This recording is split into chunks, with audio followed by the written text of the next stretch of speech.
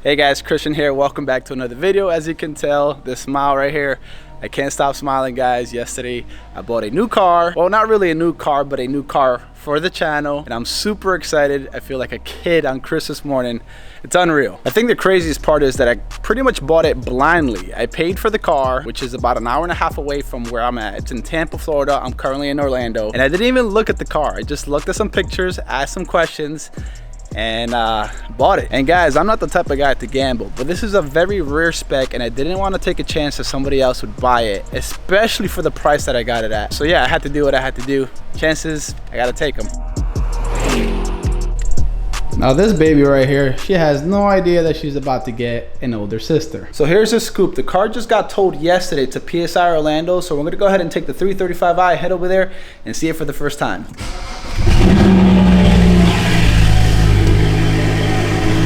Guys, you have no idea how excited I am. Last time I felt this excited was when I first bought my 335i about 5 years ago, and the time before that was when I purchased my first car, which was a 1992 Acura Integra LS. And I'm getting those same exact tingly feelings all around my body right now. Anyways, no more wasting time. The suspense is absolutely killing me. Time to go to PSI so I can show you guys the car, and most importantly, show myself the car since I haven't seen it in person yet. I absolutely love this custom steering wheel from Mazda Auto Wheel. It completely changes the driving experience, believe it or not.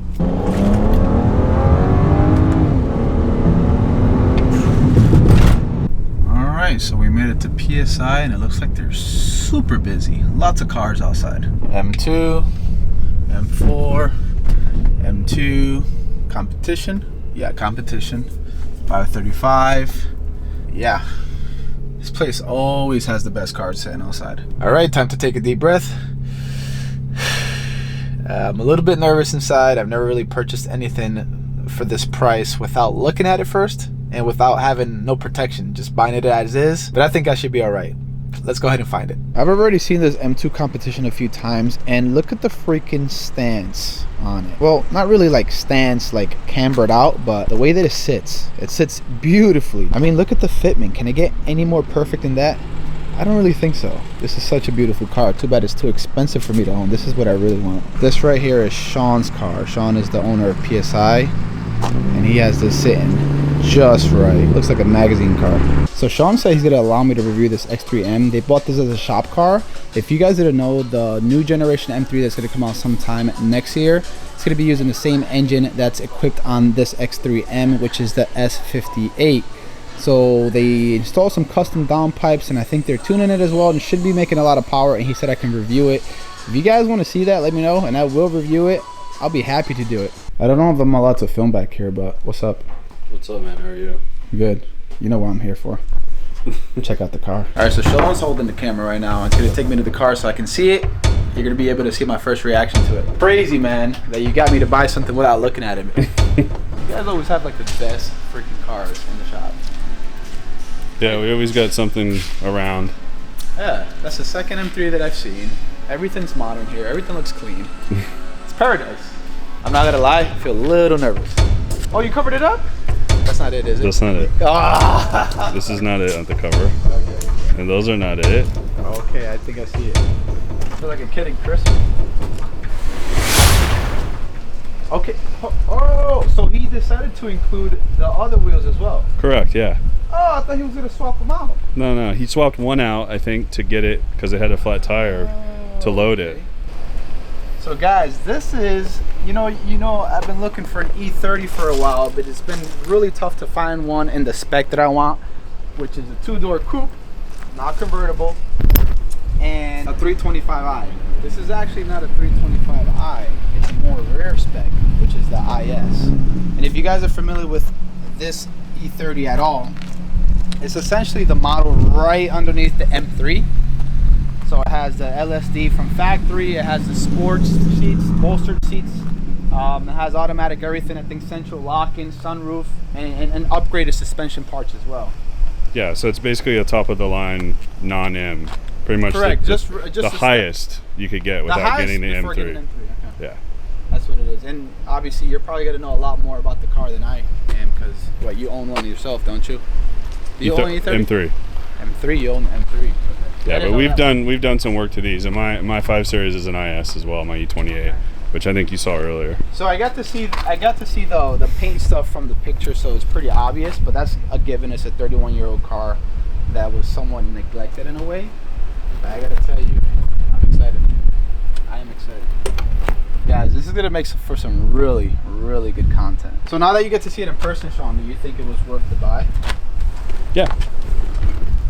Okay. But you know, when he delivered it, we didn't want to do anything to it. I just parked it in the spot. Correct. Because I wanted you to see exactly how it came from the guy. Exactly, and that's how I want to see it. And I think that's the best way to show the viewers, so they get to see the transition. Yeah, absolutely. That's the one thing I haven't decided yet. I'm not sure if I'm looking to restore it. I know Sean is very biased to that. He wants me to restore it, make it look like original. Maybe some wheel upgrades and some suspension. Yeah, well, we also need to look at everything and determine if this is the one you're gonna restore, or we'll just end up selling it, or something else. See, originally I was looking for an E30 so I can beat on and drift and track. I don't know, something that I was not willing to do with my 335i. And obviously this kind of falls in that price range where I don't feel too bad if I beat it up. But this is a pretty rare spec according to what you said. At least when I've looked them up, I found the 325 ISs, they weren't going for less than $8,000. So the ones that I did find were only automatic. And they wanted $8,000. The one thing that was the most important for me, and this is the one thing I told Sean to communicate with the seller, was that it didn't have rust. And looking by everything that I'm looking at right here, you got a little bit of surface rust up here, which I'm sure that I can get that fixed.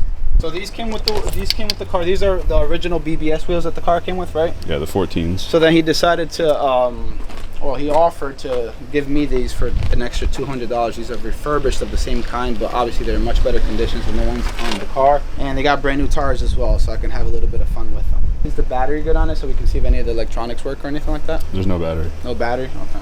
So we'll leave that for another episode. I think this is going to make for a really good transformation and for a lot of content. And if you guys have any idea like what kind of videos I should make, restoration, build, what is it that you guys would want to see on the channel? I'm having a hard time deciding whether I want to restore it to factory conditions or if I want to go ahead and beat on it and just have fun with it, learn how to drift, track, and all tons of cool stuff. Let me know in the comment section below. Maybe I'll put up a poll on Instagram, so follow me on there as well. And hopefully you guys can help me decide that. You know what I like about it is that it's exactly what he explained it to me and what the picture showed. Nothing less, nothing more. It's pretty straight up. I mean, I looked at the frames. It has a little bit of surface rust on the frames and stuff too. That's what I was trying to look at down here. Which I could see, but I mean, this is just where someone lifted it up and knocked the paint off. And it has just a tiny bit there. But all this is solid, man. You know, this has the little bumpers too, which has IS. You know, this is all just old surface. Car's been sitting for a while. Yeah. But it's, you know, it's solid. So what did the seller tell you? He said that he originally bought it so he can restore it. He just kind of gave up on it. He was the same thing, man. He was looking for IS. He finally found it, picked it up, brought it to his place, and then never started restoring it. And now he was moving, and he had to move some cars, so this was one of them. That's it. So and that's where we similar story, but see, this is what I kind of do for a living, so I'll definitely have the time and dedication to do something with it. Yeah, I mean, honestly, I think with a nice cleanup and a vacuum and stuff, a lot of the sort of dirtiness of it is going to come right up. Yeah. I mean, these E30s have a great quality interior, and you know, even just that door panel, wiping that off, it would be like. Yeah, I was looking at it. Those looks like things you can just kind of brush off or whatever like that with a drill or anything like that. Bolster seats, original seats. I'm actually surprised that the seats are actually not torn. I think they're slightly cracked here. You think so? The front of it? For sure, yeah. But there's a guy that sells covers for these. They're the OEM material. You can buy the OEM leather or you can get vinyl. That he's on eBay actually. He does a great job. I mean, if I did decide to do anything crazy with this, I'd probably just get another C, a bucket style C or whatever. This is the M20 engine. Correct. I know the gentleman that sold it said about 100,000 miles, but we were able to kind of, I don't know, it's hard to say because the odometer broke. And I don't know how long ago. But it doesn't matter because if anything, we'll go for a swap. That's ultimately my goal anyways. I mean, we definitely know it has 114 to 120 on it. It was 114,000 in 2012, I think you said? It was 2008, I think it was. 115,000 miles registered with the DMV. And then after that, yeah, and then the car's been sitting. And then the car's just pretty much been sitting after that. I mean, there's no way there's more than 150 on the car. Yeah, exactly. But it's just age. It's age and miles that make a difference. But this is actually Lock Silver, which is the same color as my. I mean, it's been repainted and it's a little bit blue. But Lock Silver is the color of my IS. Really? Yeah, my 5 Series. Yeah, I was just shooting it and showing them that as well. I've never dealt with anything like this, so I don't know how bad that is, but I'm sure you can fix it. This is like a freaky. This isn't the paint. This is something that was sitting on it, and I think it got wet, and then the sun. Yeah, and it just kind of stuck there and it flaked off over time. I think all this, like, we could pressure wash this and get most of this off. This is oxidation, I think and then we need to get a sunroof panel. This is more than a little bit of surface rust. This one penetrated completely. Yeah, this needs to be fixed. Okay. But I mean, it's because what happens is the sunroof drains get blocked and it builds water up in here, and then it just sits and sits and sits and eats that away. I think the next step for this would be to try to get a battery and see what works and what doesn't work on this car. You have the original VIN number on the fender, which means it's the original fender. This one. And the fenders don't even look like they're in bad shape neither. No, they're not. They're all good shape. They're not in bad shape. This one, I don't see the sticker, but it could have came off. Okay. That door has the original sticker. This door. Talk about the vents, right? There's one in the back as well, right? See, the sticker.